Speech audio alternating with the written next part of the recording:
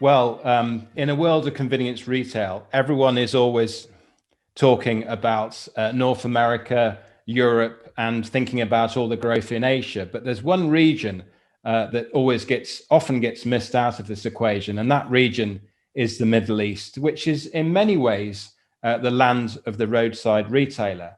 I'd like to welcome my co-host for today, Mark Voltman, who's now NAC's Global Director. Welcome, Mark. Hey Dan, good morning. Good morning, Happy to Mark. be here. How are you doing? Very well, thank you. Happy to be here. That will be a really exciting episode. I think this region is really developing in a way that no one predicted some time ago, and it's really time that we take a closer look. I'll just move my water bottle out of shot. That was it wasn't an advert. Well, yeah, and Mark, before we start, I should just congratulate you on your promotion to NAC's Global Director. I mean, you've got it all now. You've got the world. Thank you very much. Yes, that is true. So I've been looking after our members in Europe, Middle East, Africa for a while, and with the pandemic, everything went virtual. And I interacted with more and more of our members in more than 50 countries by now. And now I look after all of them. So really, really thrilled to do that. Very exciting. Now, so we've got an interesting program today. As you say, it's a fascinating region. And I think the best place to start is with joining us to have a discussion about the region is Paula Thomas from Liquid Barcodes, very much a loyalty guru and also very active podcaster, and also Nikolai, who wrote this very interesting guest feature, Mark, which you'd have read on Global C-Store Focus recently, which and here it is, which really sort of looked at a lot of the developments across the Gulf Cooperation Council region in all the markets. And I think was a good intro, wasn't it? So perhaps with that, we can welcome Paula and Nikolai to the program, if you'd like to join us, guys. So, hi, Dan. Hi, Mark. Hi, guys. Well, welcome. And first of all, just on the article, Nikolai, I think that was just a terrific contribution to the discussion. It will be a terrific contribution to the discussion today. It kind of framed it, didn't it, Mark? Absolutely. I mean, we always ask our members around the globe, what keeps you awake at night? So what are the big strategic issues? And Nikolai, I think you mentioned like all of them in your article. So it's really really focusing on what are the key things that are going on. And yeah, I mean, you probably experience that on a daily basis, right? Yeah. So I'm right here, based in the Middle East, here in Oman, in Muscat, and I'm pretty much exposed to all the roadside retail and how it is actually part of everyday's life. Yeah. So because the roads are there, the cars are there. There's limited options in terms of the transport, really, but the car is your everything. And whenever you're driving around, you can actually experience all sorts of roadside retail, all sorts of offers on, let's say, gas stations. The car's king, then, Nikolai. Would you say in the Middle East? Yeah, that's for sure. Yeah, the cars are here is one of the main things, one of the part of life, and they're generally bigger, I would say, than in many other parts of the world. Yeah, so the fuel economy is not that big of an issue just yet in this part of the world. So cars are bigger. There's a lot of cars, and they obviously consume more fuel. So the fuel volumes in the region are much higher than, let's say, in Europe. So it is a king. Now you already do have the infrastructure, right? I mean, it's not a new thing that you have a lot of cars and big cars. So the infrastructure, meaning like you have the roads, you have the parking spaces, you have everything evolved around the car, right? So that's a big opportunity for roadside retail to really up their game, isn't it? Yep, true. The roads are well established. The infrastructure is there, and also because there's quite a lot of space available. So I would say average size of the plot for, let's say, a gas station is significant. and there's also enough space to build let's say the parking spaces, the additional offers. So yeah, definitely infrastructure helps in that sense. Let me just bring you in, Paula.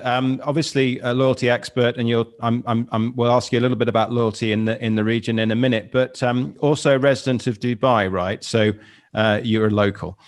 Absolutely. So yes, Dan, I moved here first time in 1995. And it was actually amazing back then. And some people may remember that at the time, in fact, a litre of fuel was cheaper than buying a litre of water. So extraordinary times. This region has absolutely exploded. But one of my favorite things, I guess, just for this region is it does do everything to the best possible standard. And we do have very high standards, again, of fuel stations. Everything's very well attended and we're very well looked after. So it's a lovely place to live and work. Absolutely. Now, just thinking about some of the big learnings I took from your article, Nikolai, one of the big things was, and I think this is a very strong point that you made, is that obviously, if you look at the sort of unique characteristics of the region, some of the innovations that have happened in 2020 because of the pandemic elsewhere in the world actually were quite well developed in the Middle East anyway. Tell us about that. Give us a few examples. Sure. Definitely, some of the things that were happening around the globe last year were actually not new for the Middle East. So I would say a good example would be the drive-through concept. Yeah. So because the whole infrastructure is built around the cars, and also the climate, as you can imagine, is quite hot most time of the year. So there's a lot of things are offered as a drive-through option, be that QSRs, be that coffee shops. Even your ATMs would be drive-through ATMs. There are now drive-through cinemas and many other things, right? So drive-through, which some of the retailers elsewhere in the world maybe would be looking, as a new thing. Here in the Middle East, it was well established. And another thing is the curbside pickup. Again, something that a lot of retailers around the world were, started to look at last year. Here, it was well established, even with the smallest players, right? Even with the local, small, non-branded coffee shop at the side of the road, there would be an option for just, driving in,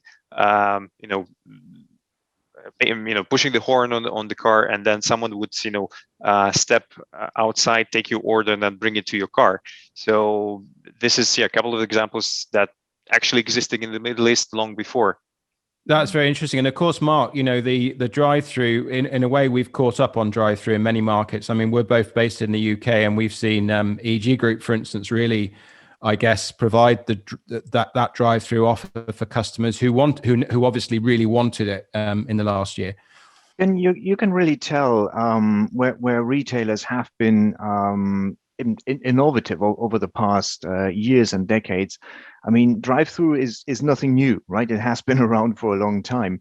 But you can tell which retailers, you just mentioned EG in the UK, have been experimenting with it for quite some time now. And I think this now really pays off because if you now want to roll it out, if you now want to do it in more locations, if you start from scratch, it is a lot of work to do. But if you have already experimented, I think that's where we see retailers really excelling in that right now.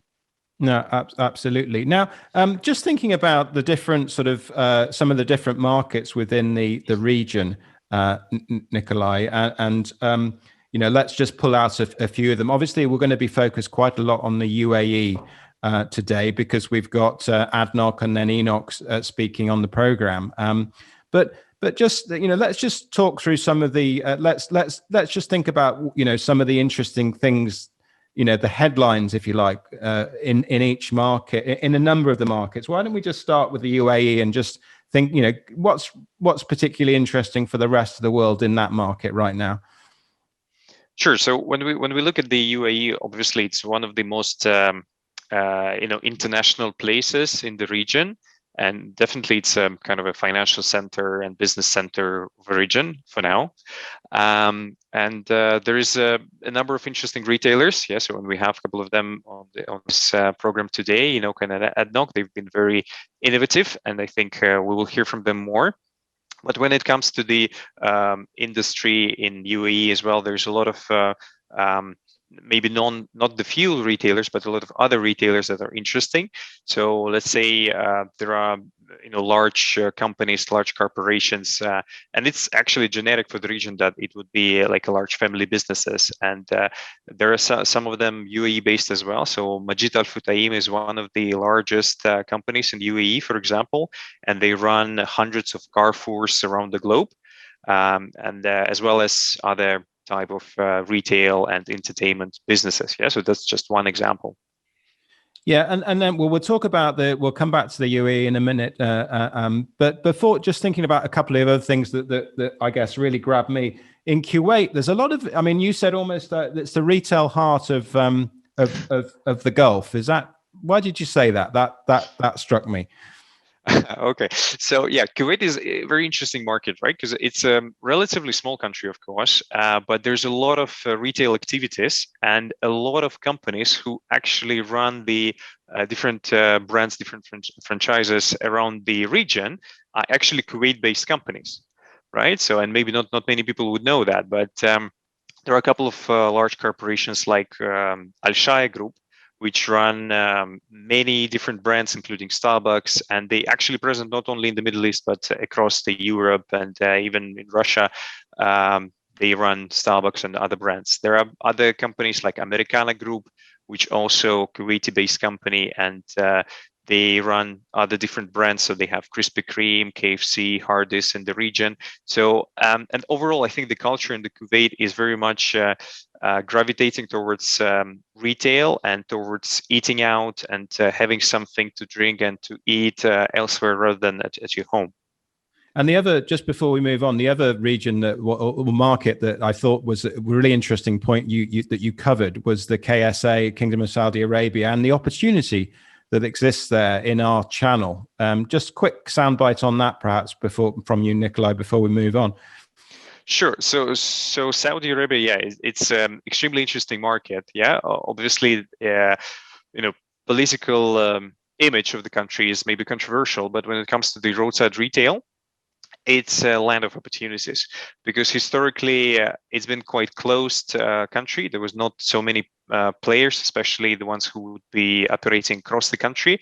So it ended up being a market where 70-80% of the, let's say, fuel station retail is actually small independent players with one or two locations. So there's a huge opportunity to consolidate the market and really, step up the offer. And now the country is much more open. They're trying to attract people, attract investments. They really are hoping to challenge Dubai in terms of the center of the region. And they have a lot of, incentive programs for companies to move their head offices to Riyadh instead of Dubai, for example. And also what's important that it's the largest country in the region. It obviously has very high fuel consumption. So it's, I think, in the top 10 countries globally for the daily petrol consumption. And the opportunities is there. Well, it's a quick snapshot. Now, what we mustn't do is not talk about the loyalty opportunity here. I mean, so Paula, obviously you're a local, you understand the market very well. But what about loyalty, which is your passion and focus? What's next for loyalty in this region? Thanks, Dan. Yeah, absolutely. It's been extremely active, I would first of all say. So compliments to both ADNOC and ENOC, both launched loyalty programs here in the UAE just in the last 12 months. And also Nico mentioned Majid Al Futtaim Group. They launched a huge coalition style program across all of their malls and again, the Carrefour stores, etc. So it is extremely ambitious and very dynamic, I would say. I think because this region always likes to be the best in the world, I think there's big opportunities as well to, I suppose, follow some of the other trends that we're seeing in other markets. So, for example, we mentioned the United States and even in the UK, where the subscription model of loyalty, as we know, is the really big news. It's the big thing. Everybody's kind of going, okay, let's give our customers, a different way to be loyal to us, and let's give them a different type of value, such as unlimited coffee, for example. So I think there's big trends likely to come in that space. here in this region in the next year or so. Say, Paula, how is it in the region? We just heard from Nikolai that well, all the big brands are there, right? And there are also some really major regional players there as well. But what we just heard from Nikolai as well is that a lot of independents are popping up. A lot of entrepreneurship is going on. How is that affecting loyalty? Is there like a big battle between small and large, or is that more harmonic?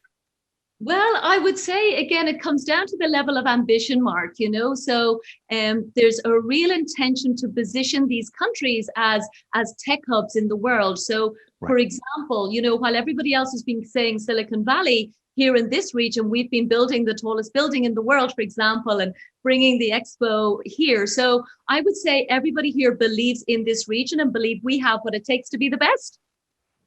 And that makes perfect sense. I mean, I remember you being presenting at our Convenience Summit Europe a couple of years ago, showing us how our industry is doing versus other industries when it comes to loyalty. And I remember there were some ups and some downs that you did present. So how would you position our industry in the Middle East when it comes to loyalty? Are we doing good compared to other industries? I think there's still a lot more potential, if I'm honest, Mark. So we've talked about the UAE has launched some amazing loyalty programs in this vertical. What I would say globally is always convenience retail is probably behind airlines and hotels, for example, primarily because we were waiting for the technology to give us this opportunity for contactless and frictionless. And now the technology is there. So I definitely think we'll see that coming to Saudi Arabia, much more coming to Kuwait. So I think there's much more growth opportunities. And again, everybody's keen to be the best they can be. Now, obviously, I guess the original black gold in the market was oil. But there's a new black gold, isn't there, Nikolai? What's that? Definitely, yeah, that's coffee. There's a lot of businesses, a lot of players in the coffee space, and there are obviously all the international brands are here. When you think about coffee, be that Starbucks or Cafe Nero or Tim Hortons, everyone is here. But at the same time, there are strong local players, local names appearing. So just to name a couple of them, there is a strong brand called Dose, which is Kuwait-based. Then there is a brand called Jolt, which is originally from Saudi Arabia. And also another brand, which is actually very popular in the region. It is Arabica, which is originally a Japanese brand. It's from Kyoto, but they have now more than 60 locations around the globe. And Middle East is really their one of the most important regions for them. I think what I guess just as we sort of round up on this segment, guys. I mean, what we're looking at here is a very sophisticated market. I mean, to my initial point, it's worthy of the industry focusing on to learn, isn't it? There's an awful lot of innovation, a lot of investment going on here. Anyone like to chip in on that point? Maybe final comment from you, Paula. Yeah, my final comment is I love that, for example, brands like McDonald's have launched their loyalty program in this region, even before they've done it in the UK and the USA. Good point, yeah. So a good demonstration. There's rumors that Starbucks are doing something maybe later this year as well. So I think everybody's ready to focus on this region now. Nikolai, your tallest building, most glamorous forecourt, which I think we're coming to later. And anything else that can top that? Well, I think it's definitely, be that coffee or be that roadside retail, there's a lot of things happening in the region and a lot of different markets. There are certain similarities and certain differences between the countries in the Gulf or in the GCC, but all of them have large potential, large opportunities for our industry for sure. Very, very good. Well, guys, please stay and watch the program. If you could mute your cameras now and just listen in until the end. Thanks again for joining us, Paula and Nikolai. And if you haven't read Nikolai's article, I really recommend it. So, Mark, so we've got our next guest, Mark, next. Exciting. we'd both like to welcome Brian, who's Chief Marketing Officer at ADNOC. How are you doing, Brian? Welcome.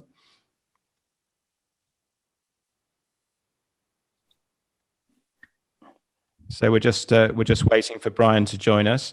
For Brian to connect, I think the next segment with Brian will be really interesting for everyone. I mean, as we just heard, a lot of innovation is going on in the region, and a lot of really interesting stuff happening. So it's really worth paying attention to that. And Brian, welcome to the program. I think you can talk a little bit about that, right?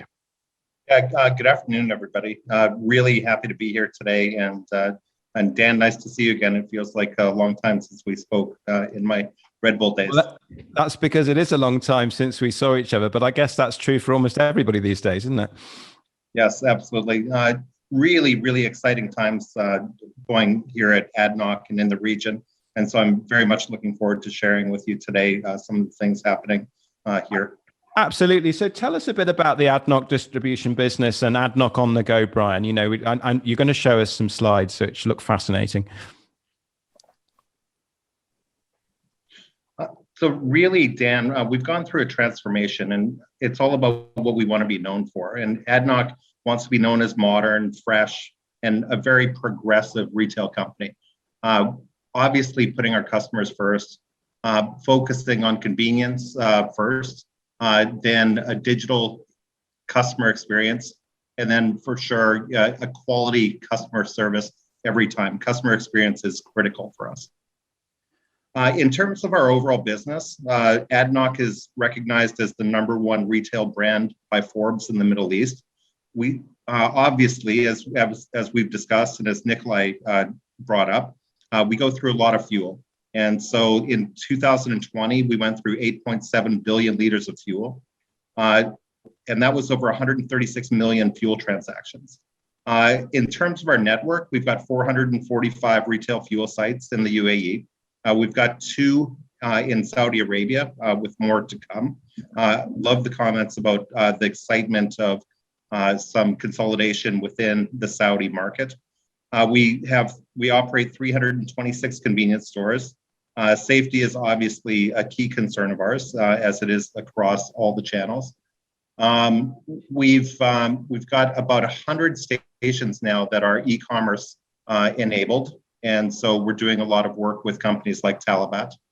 We have a very high basket size. We're about $7.70 US as our average basket size. Average number of items in the basket is about 4. And so, comparatively to the rest of the markets that I've worked in, it's very high. And we've got 31 million non-fuel transactions. And then we've got other services. So we've got car wash and lube and vehicle inspection centers, which is an important part of the region. So in terms of focus, we're focused on a couple of things. We're focused really on brand building and obviously on putting our consumer first. And so we want again to be modern, digital, fresh, but we do that through the 4 C's. So the 4 C's are really connectivity. So we want to be the most advanced retailer in the UAE and in the region. And that's from our app all the way to our stores and to our payment systems. Choice is critical for us. So obviously we're a convenience retailer first. So we want to have the right products in the stores. But the same thing with our fuels, lubricants. I'll talk in a little while about how coffee and croissants and fresh have really become a standard part of our business. And we want to offer obviously the best range of products for our consumers. Convenience is critical, as I said. So we've got this large focus on convenience and then consistency. Consistency in design of our stores and consistency in design of the station is paramount with us. We've recently worked with Joe Bona and Bona Design Labs, and we've created a new store format. And this new store format tests well with consumers. It's on fire with us. And so, well, it got a lot of interest, Brian, when we posted the pictures, as you saw, around the world. So so stunning. Okay. We've also focused on new store formats. This is a new store or a new station format for us. It's an ADNOC On The Go. It's a neighborhood station. It fits where traditional stations don't fit and are a little bit impractical. On the next slide, I'll go through some of the benefits of the station and really some of the key differentiators. So it's a drive-through station. You can do your in-store ordering and have that product brought to you at the drive-through through tablet ordering. Contactless payments. So these are digital stations. These are very much digitally enabled stations. It uses about 50% less energy to run this station and the store that we have within it. Overall, the footprint, it takes up less than 1,000 square meters of land. And we can build these things in under 4 months. You've got 4 fuel pumps at least, and we're typically delivering 2 grades of fuel in these different stores. Brian, this looks really amazing, I have to say. I mean, this retail transformation journey that you have been on. We heard earlier that food and coffee is playing a major role. So how has that been with you? Yeah, coming from Shell and the U.S. market and the European market, obviously there's a bunch of us here who really wanted to bring food convenience into the business. We see the importance of it. I think when I got here, our business and our stores were a little bit more of a bazaar than they were dedicated to things like fresh prepared food and coffee. And so we focused on freshly made croissants, sandwiches, on-site bakeries, on-site baristas, and that's really helped to transform our business. Coffee is king in this marketplace. And so if you look at the transformation that we've gone through, we went through basically renting space to third-party coffee operators and food operators, to developing our own fresh food operations. So you can see the design of our store, a little bit futuristic, and I'll take you through some other pictures in a minute.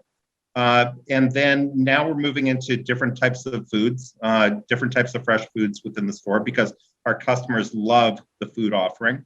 We score very high, and I'd put our croissants against anybody's in the market. And then moving forward, we'll look at developing a central production unit, a place where we can produce all of these foods for ourselves, so we don't rely on others. So critical for us is really to de-link that core brand, that fuel moniker that's been on us. And we're about 90% of our overall business is done in fuel, to de-link that with our C-store brand. So we've created ADNOC Oasis. We pay attention to the basics. So we know the products that our customers want. We've gone through the SKU rationalizations and really cut back to those critical products. But at the same time, we've really focused on fresh. So I think now when you ask our customers, what's ADNOC Oasis all about, it's really about being a fresh brand.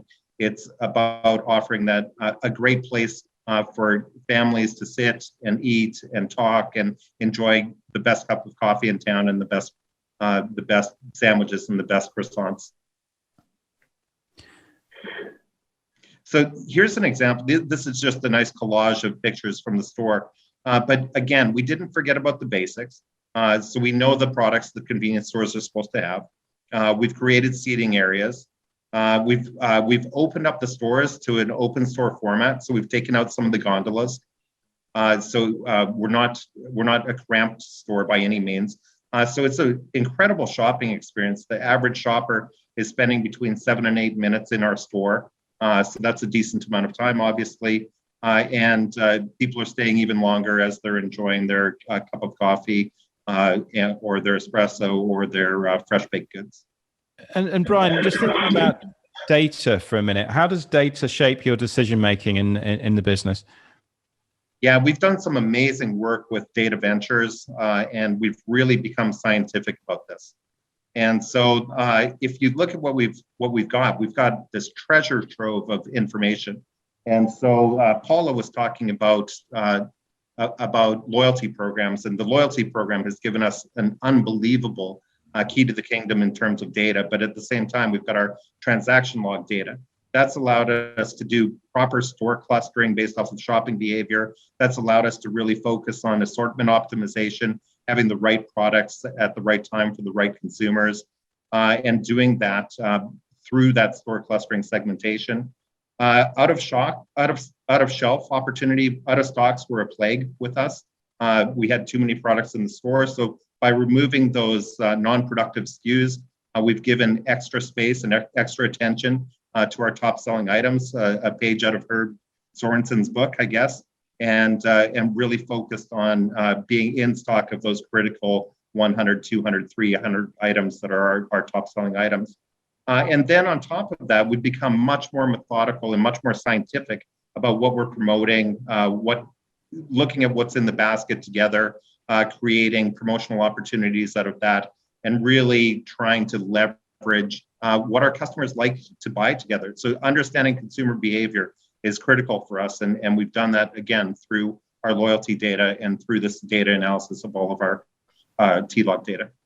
I very much like that really data-driven approach. I think it shows that you really mean to make it right? Not just copying something from somewhere, but you're really digging deep into it and doing a lot of work to really create something that I have to say looks amazing from your collage there.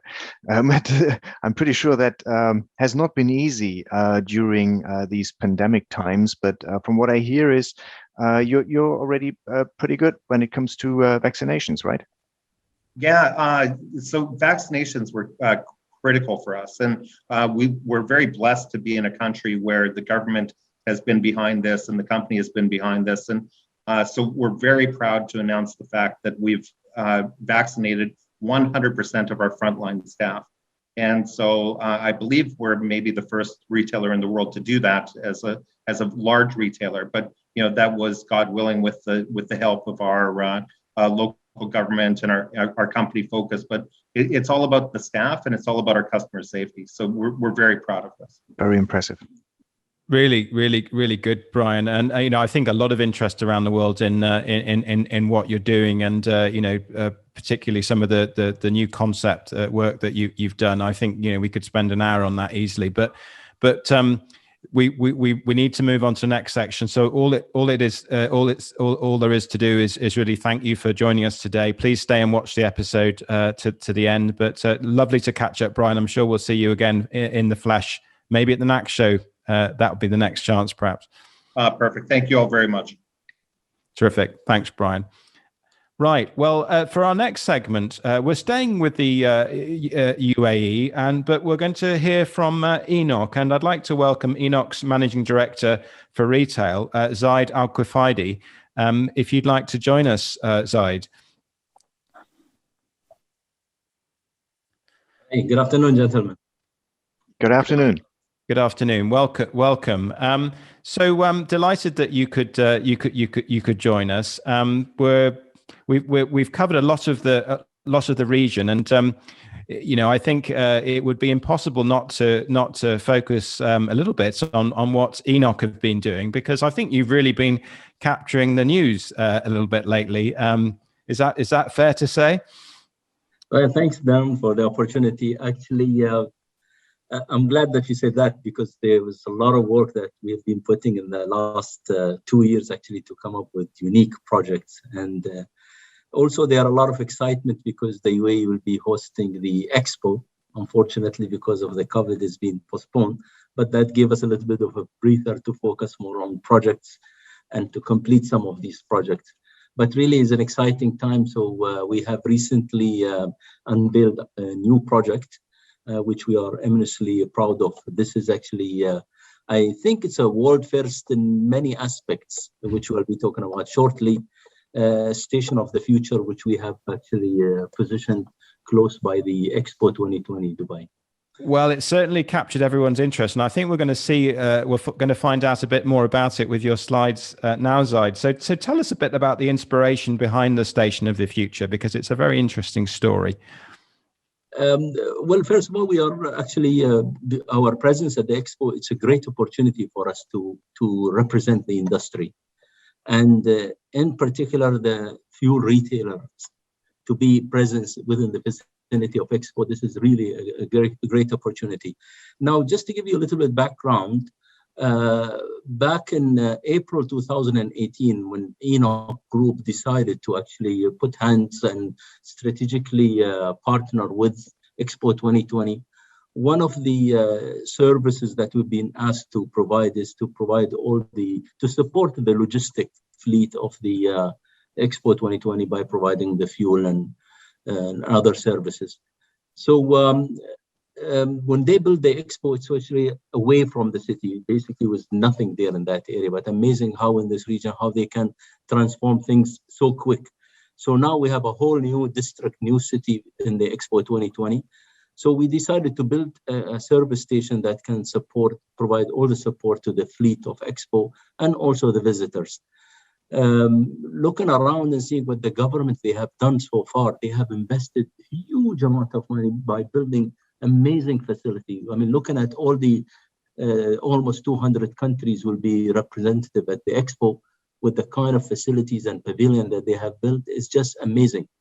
And as the ruler of Dubai and the vice president said, we wanted to have an Expo that will astonish the world and it will bring a lot of amazement and excitement. So I felt building a conventional gas station that may not be justified for that particular area.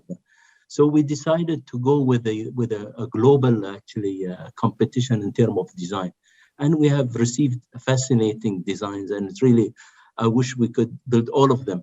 But we have decided to select something which is more so related to our country, and something also that represents not only the government vision, but also group vision in terms of sustainability and saving the environment and conserve all the energy.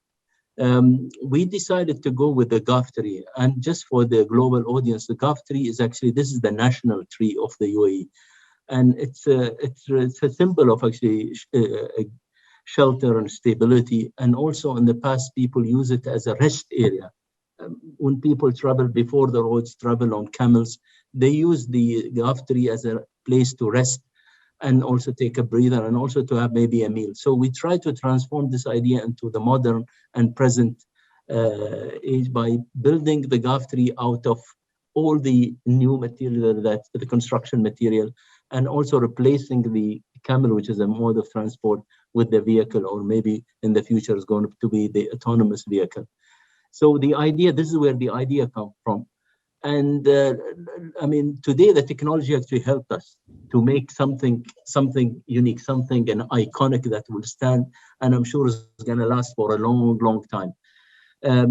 What makes this station special, actually, all the features that we have thought about, and also with the help of our partners, they came up with support to us. To give you an example, this is the first station that is actually LEED certified, platinum LEED. And we are proud to say that it's the first in the world. We built the structure of the canopy out of carbon fiber. And, the carbon fiber, as you guys know, it is 3 times lighter in weight, but 5 times stronger than the steel. And the frames on the top, 133 frames, these actually represent the leaf of the Gulf tree. And then we used in the middle a material which is very light in weight. This is what's known as the ethylene tetrafluorine cushions. These actually, they prevent they are 100% UV protection, and also to bring the temperature by 10 degrees in the area. And mind you, because we are in a very warm and hot environment, so you need to provide the shade and to make the place cool. And the LED lights that we are using in this canopy, we are using it as a huge digital screen, actually. And all the solar panels on the top would generate power. We are living in a place where we have a sun throughout the year, 365 days a year we have sun. So we are harnessing that, capturing that, and generating power, which actually brought our utilities bill really down. We were able to not only conserve the energy from the power, but also the light that goes directly into the national grid, which at the end of the day, we do net metering. Also, some of the invention which we have used in this particular station, we're using the wind for the first time. we are harnessing the wind by bringing a wind turbine at 25-meter high, which generates 12.7 megawatt hour of the from the wind. We don't get much of a wind, but again, this is a symbol that we can really use the nature to provide us with all the energy that we want. Besides that, we also use the LED light 3800. These are giving us good efficiency. I mean, 60% of energy saving. Why not if we can do this? And not only this, but also look at how the canopy can really become so attractive, which makes it really inviting for the customers. We also used the sensors on not only in the canopy, but also on the floor. These actually helping the motorist to go to the available dispensers, because in human nature, normally when people see a car, they come and stop behind it, and really create a lot of congestion in the station. It overspill even the traffic to the main road. But by putting these on the floor, it's like a runway in the airport. It just guides the car straight to the available dispenser. These dispensers, by the way, they are used for the first time, and we want to thank Gulbark also for bringing them to the region. These are first time used in the region. You will find the green light there on the top. It indicates that this dispenser is available, so motorists can go straight there with huge digital screens. These digital screens, they are not only used in terms of advertising, but also we put a lot of awareness messages on them. If we decide one day to go on a self-serve mode, it will be a lot easier and user-friendly. But the entire market here, it's all full serve. And motorists also gave us feedback that whenever they are in their car, they cannot see how many liters of fuel they have or how much money they have to pay. But with this kind of display, it is so clear for them. So it gives them also the confidence. So we invested in these dispensers, and we're already receiving good feedback on these dispensers. The vapor recovery, since we live in a very warm environment here, whenever we sell fuel, a lot of vapors actually come out, not only at the dispenser, but also when the tanker comes to discharge the product. I think Nikolai spoke earlier about this region is the highest in terms of throughput, which is true. I mean, look at these gas stations averaging around 60,000 liters a day. Water, speaking about water in the area, we live in a place where we have scarce of water, so we want to make sure we utilize every single drop. We put recycling system. We are using the water. All the water that we use, we recycle it, whether it comes from the facilities, normal facility for wash, or if it comes from the air conditioning units that they drop this water, and from the storm water, we collect it, we clean to recycle it and reuse it. So this is a real good example of having a total green station. And we invested in a lot of the technology to make sure it's not only from a look perspective, but also it has the return on investment. And we are really excited to bring something for the industry that going to be, in a way, raising the bar for the industry. And well, I think that return on investment, that was exactly the question I think that was in our minds, Mark, wasn't it? In terms of what the return on investment would be, because I think some of you, as we were having a chat before the program started, weren't we, Zaid? And you mentioned that some of these features are going to be, you're going to be rolling them out onto your other stations as well, aren't you? Yeah. Well, first, if we talk about the solar PV panels, we are the first actually in the region. Back in 2016, we took strategic decision that this is something we wanted to do. And we start installing them on the roof of the canopies, on the roof of the convenience stores, and also the other facilities, whether a car wash or oil change. Since then, we have seen really positive results. So we decided to roll out in our network, and we have seen really good rate of return. I mean, you can recover investment within 3.5 years. I think this is fantastic with very minimum investment in terms of maintenance and so on. So this is something, why not? We need to harness, like I said, the light that comes from the energy that comes from the sun. Also, recycling, water recycling. I mean, people in this region, they wash their car every day. I know it's not the case in Europe or maybe in North America or other part of the world, but we live in an environment where we have sandstorm almost on daily. This is a very dusty place. People here, they have very expensive cars. They like to keep them clean. Car wash is a big thing. So imagine recycling the water over and over and reusing it. It really saves us a lot of energy. Investment in LED lighting brings 60% saving. So we were really putting a lot of focus on these the things that conserve the energy, and we're investing heavily in them because we know there will be a return on this investment. I spoke about the vapor recovery for fuel. This is something not only protecting the environment, but sure, it has a rate of return on the investment that we put, because at the end of the day, we capture the vapor, we condense it, bring it back as a product. And I mean, this is amazing. If thank you very much for that. This we talked about before when we talked about loyalty, how convenience retail or fuel retail is doing versus other industries. Sometimes we lead, sometimes we don't. If I look at what you are doing, I mean, you're doing a lot of world firsts here, and you are doing a lot of regional first, as you pointed out as well. I think this new concept of yours is really something that not just our industry can take a look at, but that other industries can learn from as well, looking at that technology, right?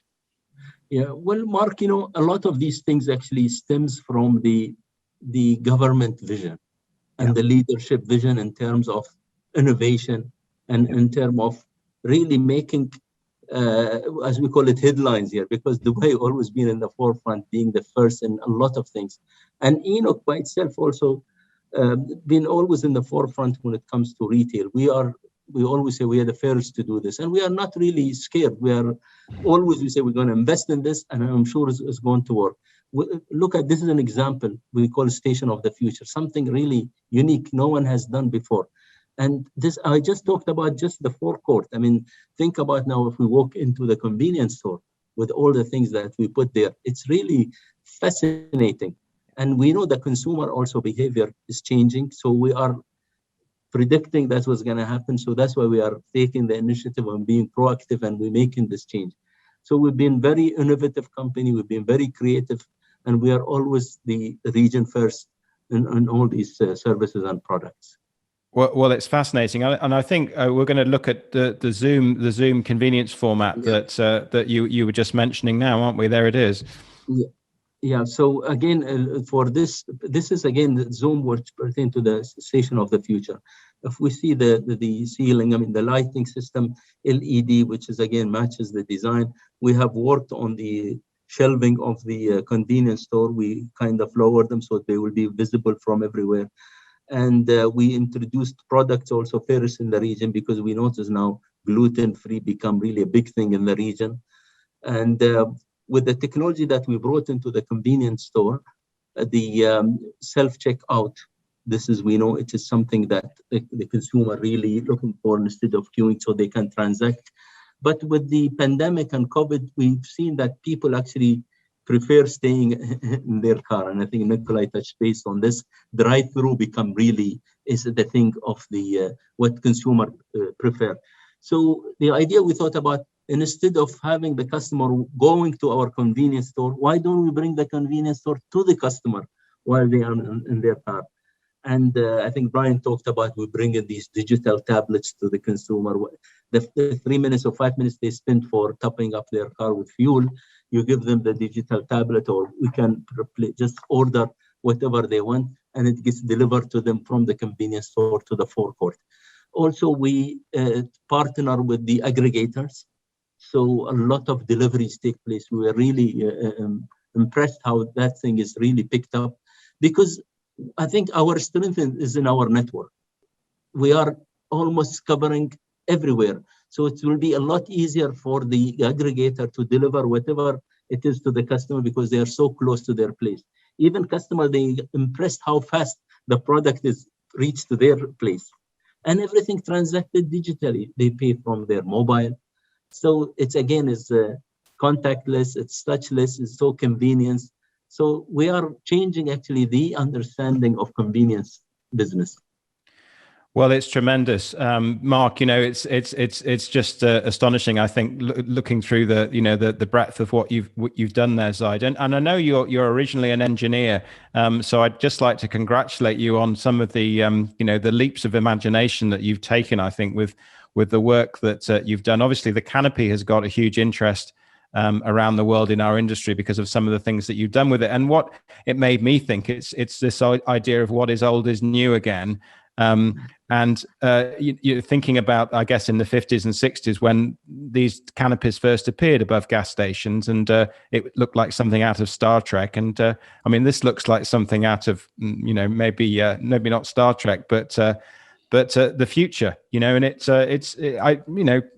congratulations. I think it's just beautiful, really. And it's, I hope that our audience will visit the expo whenever they get the opportunity, because it will be launched in coming October. But I tell you, with all these beautiful pavilions that they are around there, we have to do something that people can notice us. So this station, I think it will attract a lot of attention. We are very excited, and though it is a challenging project during the pandemic with the lockdowns, but we are able to execute it beautifully, and we are really proud of our engineers, and you can be. What we have done. Yes. Yeah, what would your closing comments on that be, Mark, from a NAC's perspective? I mean, it's got our interest, hasn't it? Well, it definitely has, and our industry is a strong industry. It always has been a strong industry, and no matter what crisis there has been over the past decades, we've always come out strong, and that is because companies like ENOC are investing, they are inventing, they are innovating. It's really pushing through hard times, but coming out on the other end much stronger than before. And this is a prime example for that. Terrific. So we've had some nice comments, and one of the comments was, can we get a copy of can we get a link to this webinar afterwards, which includes the terrific presentations from yourself, Zaid, and Brian? And yes, that will be available, just to answer that question. Thank you very much for giving up the time, Zaid, and very much looking forward to visiting. Hopefully, not too long till I do that personally. And Mark, thank you very much for co-hosting this episode. And thanks for having me. Very great pleasure. And thank you to Brian, Paula, Nikolai as well for joining this episode. And we'll lovely to see you guys, and to meet you for the first time, Zaid, and look forward to meeting you soon in person, no doubt. Same here. Thank you. Great. Well, thank you to Mark and Zaid for joining us there. Just before we close, I'd just like to just let you know that Shop Talk Live World Tour, as we have it, continues. We're up 76 countries now, and that's the total number of people from countries who have watched any of the 22 episodes. So that number has taken a big leap in the last few weeks, up to 76 countries. It's always something we pay very close attention to. Next week, Shop Talk Live World Tour will be in Australia. We're down under, and we're down under with Brett Barkley, who will be, just as Mark did very well today, Brett will be co-hosting with me on a market he knows inside out, of course, the Australian market. Director at Convenience Measures in Australia, and a good friend of mine. Joining us will be Angus Mackay, who's CEO at 7-Eleven Australia, and a very exciting business, Vantage Fuels. That will be Hayden Tierney, who's the MD at Bowser Bean Cafe with Vantage. So looking forward to that next week. More hot weather to look forward to. And thank you for joining us today. I think you'll agree it's been a pretty fascinating trip to the Middle East. Good afternoon.